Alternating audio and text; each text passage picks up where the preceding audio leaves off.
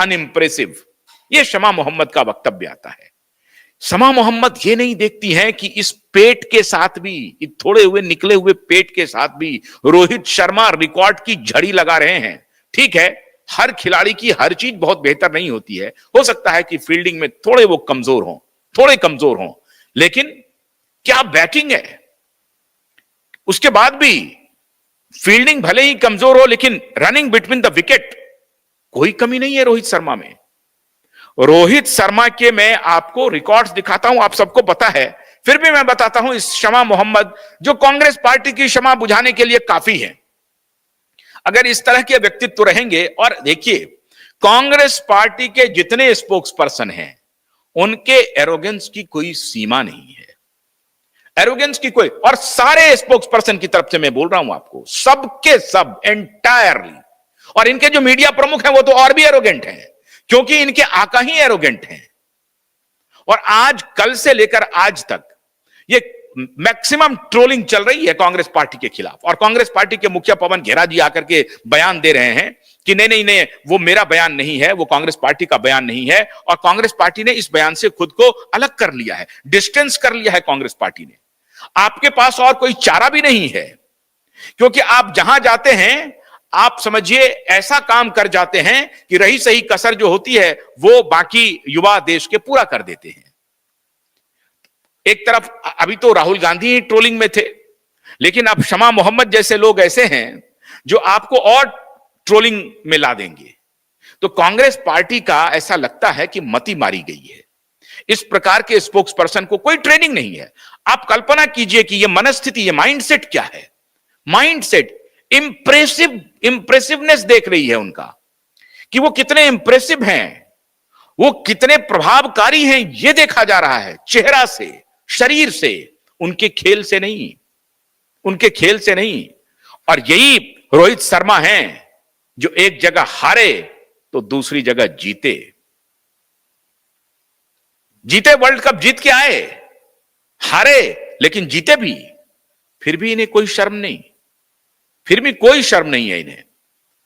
अरे भाई, आपने देखा होगा वर्ल्ड कप की एक हार की तस्वीर, T20 के वर्ल्ड कप की थी, और उस वर्ल्ड कप में 50 का था या T20 का था, जिसमें अहमदाबाद में जो मैच हुआ था, उस मैच में हार के बाद प्रधानमंत्री गए हैं उनके कमरे में, जो प्लेयर्स का जो कमरा होता है, ड्रेसिंग रूम, और ड्रेसिंग रूम में जाकर के प्रधानमंत्री गले से मिलते हैं रोहित शर्मा से, और फिर हौसला देते हैं, एक हार से कोई बात नहीं है।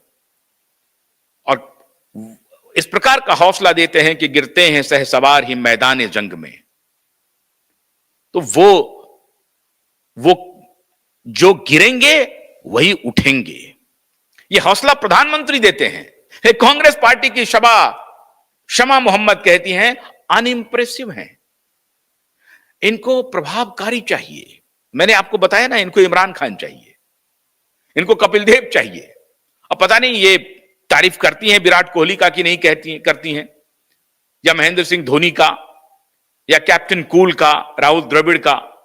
ये इनके नजर में तो मोहतरमा की नजर में तो सौरभ गांगुली भी अनइम्प्रेसिव रहेंगे। अब इनको किस प्रकार का इंप्रेसिव चाहिए। हालांकि अगर मैं बताऊं तो समा हम लोगों की सहयोगी रही है, लेकिन मैं दुर्भाग्यपूर्ण तरीके से मुझे आज आलोचना करनी पड़ रही है। मैंने कभी देखा नहीं इस तरह करूं। शमा कभी कई बार फील्ड में मिला करती थी, और ये जब कांग्रेस की जब से प्रवक्ता मिली है तब से मुलाकात नहीं है, लेकिन मैं हैरान हूं कि शमा इस तरह का बयान दे रही हैं। अब किस प्रकार का इनको इंप्रेसिव, किस प्रकार का प्रभावकारी प्लेयर इनको चाहिए, जरा मैं अब इनको रोहित शर्मा का रिकॉर्ड दिखा दूं। कांग्रेस पार्टी के लिए जरूरी है, मामला सिर्फ शमा मोहम्मद का नहीं है, ये एक प्रकार का खास माइंडसेट है, और ये वो उस कांग्रेस पार्टी के इसी माइंडसेट के लिगेसी को शमा मोहम्मद आगे बढ़ा रही हैं। कांग्रेस पार्टी के जो प्रथम प्रधानमंत्री बने ना, तो वो भी इंप्रेशन के ही आधार पर बने थे, प्रभावकारी लग रहे थे पर्सनालिटी वाइज। इसलिए गांधी ने उनको इलेक्ट कर लिया, नेहरू जी को। 15 प्रोविंस में से 12 ने विरोध किया और 3 ने भी, किसी ने 15 प्रोविंस में से किसी ने भी, स्टेट प्रोविंस के डेलीगेट्स ने किसी ने भी नेहरू जी को बतौर कांग्रेस अध्यक्ष चुना नहीं था। और उस वक्त जो कांग्रेस अध्यक्ष होते वही देश के प्रधानमंत्री होते, तो किसी ने भी नेहरू को नहीं चुना था। लेकिन यह गांधी का हस्तक्षेप था। सबने किनको चुना था? सरदार वल्लभ भाई पटेल को चुना था। और सरदार वल्लभ भाई पटेल को 13 वोट मिले थे, एक जेपी कृपलानी को और एक दो और किसी को। तो 15 में से 13 वोट जिन्हें मिले, जो इलेक्टेड थे, देश के 15 प्रोविंस के चुनाव में जिस व्यक्ति का नाम आया कि यही कांग्रेस के प्रेसिडेंट होंगे और यही देश की कमान संभालेंगे, क्योंकि उस वक्त पता था कि जो उस वक्त कांग्रेस के प्रेसिडेंट नियुक्त होंगे वही देश के प्रधानमंत्री भी होंगे, उन्हें ही निमंत्रण देगा ब्रिटिश रूल कि आप आकर के ओथ लीजिए, शपथ लीजिए। ये सबको मालूम था। सरदार वल्लभ भाई पटेल को इलेक्ट किया गया, लेकिन सरदार वल्लभ भाई पटेल को रिजेक्ट कर दिया मोहनदास करमचंद गांधी जी ने, जिसे हम लोग बापू कहते हैं। तो मोहनदास करमचंद गांधी बापू जी ने नेहरू को सेलेक्ट किया। क्यों? यही माइंडसेट था, यही माइंडसेट था, शमा मोहम्मद का माइंडसेट था।